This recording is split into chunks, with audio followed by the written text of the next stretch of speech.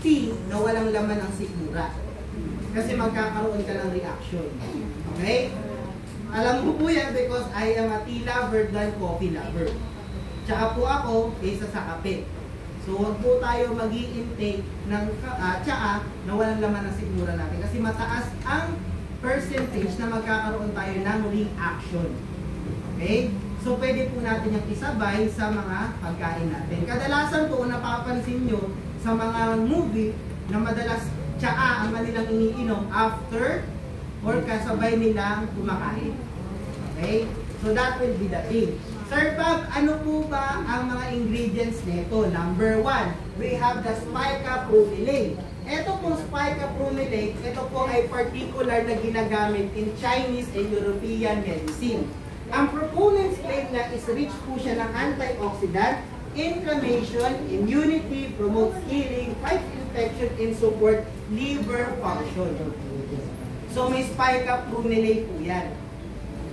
Okay? Kapag po good source of antioxidant, ito po ang tumutulong sa atin para hindi po tayo magkaroon ng mga tinatawag po na free radicals. Okay, sa katawan po natin. Next, ang spica po, okay, meron din po siyang tangerine peel. Ito po yung balat ng orange. Okay? Meron po siyang 8 digestion, Luisia. Okay? Marami nagtatanong, ano po itong anti-Luisia? Di ba meron po tayo, alam natin pag nagsusuka, tama? Yung feeling mo na nasusuka ka, ito po yun. Anti-Luisia. Okay? So, yun po yun. Relieves calm, impel, bronchodilator, rich in flavonoids, improves insulin sensitivity, and lowers cholesterol. Siyempre, hindi lang yan. Meron pa itong peppermint. Ang peppermint, alam natin, pampabango ng hininga. Okay, pero aside sa pampabango ng hininga, ito po ang nagbibigay ng relief in digestion. Okay, reduce the IBS symptoms, clears constriction, soothes sore throat, is headache, muscle pain relief, boost focus, energy, and fight bacteria and viruses. Kung natikman nyo rin po kanina ang spica tea natin, medyo matamis siya. Pero that is not because of the sugar. It is because of the Chinese licorice. Okay? The Chinese licorice, it is a herb used for the Chinese medicine na meron siyang value for a sweet flavor. Okay? So, ito po yan. Kaya po, dito, sa amin, sa office, madalas, ang ginagawa ko po doon is tsaa, tapos nilalagyan ko lang ng pinch of lemon.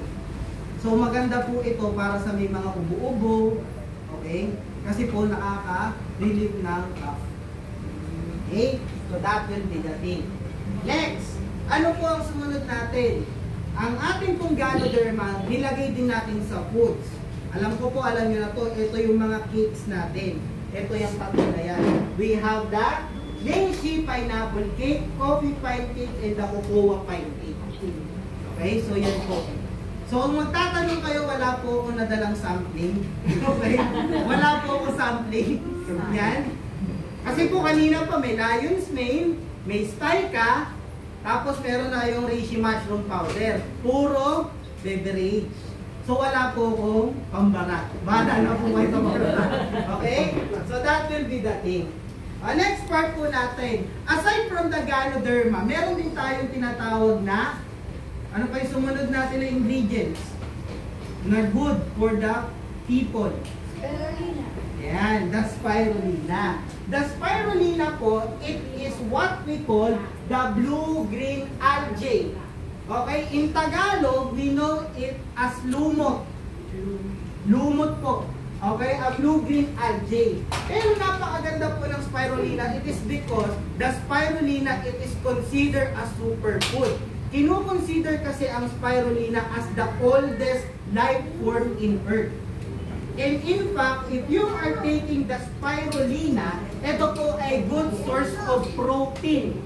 Protina po. Mas marami po siyang protein content compare sa egg.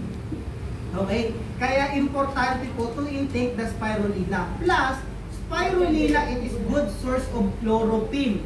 na kailangan ng body natin in order to reproduce red blood cell.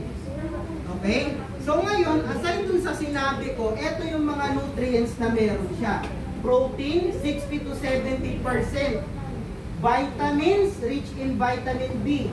Minerals, antioxidants, essential fatty acid, and chlorophyll. Napakadami po yan. Okay? Kaya po, pag may nagtatanong sa akin, ano ang pwede po sa mga senior citizen? Kasintabi lang po, pero napakaganda po ng mga spirulina products para sa kanila. Because of the compact nutrients na meron sa kanila. Kaso nga po, kadalasan ang naririnig ko kapag nasa office ako, nasa baba ako, ayaw daw nila kasi ang lansa ng amoy. Okay?